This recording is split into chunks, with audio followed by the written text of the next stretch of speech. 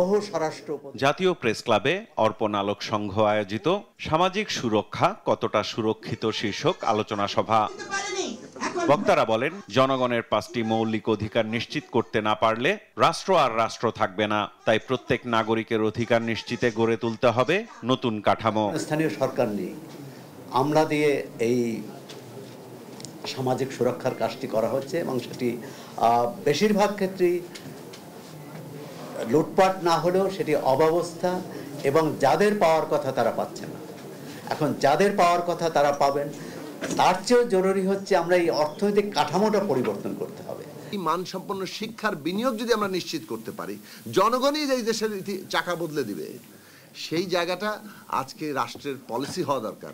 গেল 15 বছরে আওয়ামী লীগ দেশকে সর্বশান্ত করেছে অভিযোগ করে বিএনপি মহাসচিব বলেন, রাতারাতি সব সমস্যার সমাধান সম্ভব নয়। সুনির্দিষ্ট লক্ষ্য নিয়ে নিজেদের ভবিষ্যৎ তৈরি করতে ঐক্যবদ্ধভাবে এগিয়ে যেতে হবে।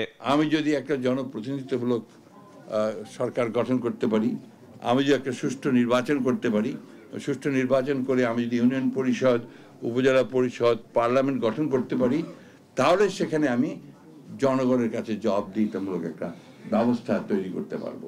রাজধানীর ডিআরইউতে আলাদা এক আলোচনায় অংশ নিয়ে বিএনপির স্থায়ী কমিটির সদস্য আমির খসরু মাহমুদ চৌধুরী বলেন, দেশের প্রতিটি ক্ষেত্রে ফিরিয়ে আনতে হবে গণতন্ত্র।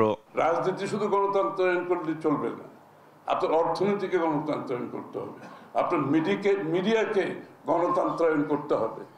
গণতন্ত্র খালি ভোট দিয়ে সরকার গঠন করলে হবে না, প্রত্যেকটি জায়গায় গণতন্ত্রের প্রতিফলন যদি ঘটাতে না পারে তাহলে গণতন্ত্র কাজ করবে। জাতীয় প্রেস ক্লাবে একটি প্রকাশনা উৎসবে যোগ দিয়ে দলটির স্থায়ী কমিটির আরেক সদস্য ডক্টর আব্দুল মঈন খান বলেন, তরুণরাই ভবিষ্যতে দেশের নেতৃত্ব দেবে, তাই প্রস্তুতি না নিলে নেমে আসবে বিপর্যয়। তাদের উপরে ভবিষ্যতে যে দায়িত্ব চলে আসছে, সেই দায়িত্ব কিন্তু তারা সঠিকভাবে প্রস্তুতি না নিয়ে পালন করতে গেলে এই দেশ পুনরায় এক মহা সমস্যার।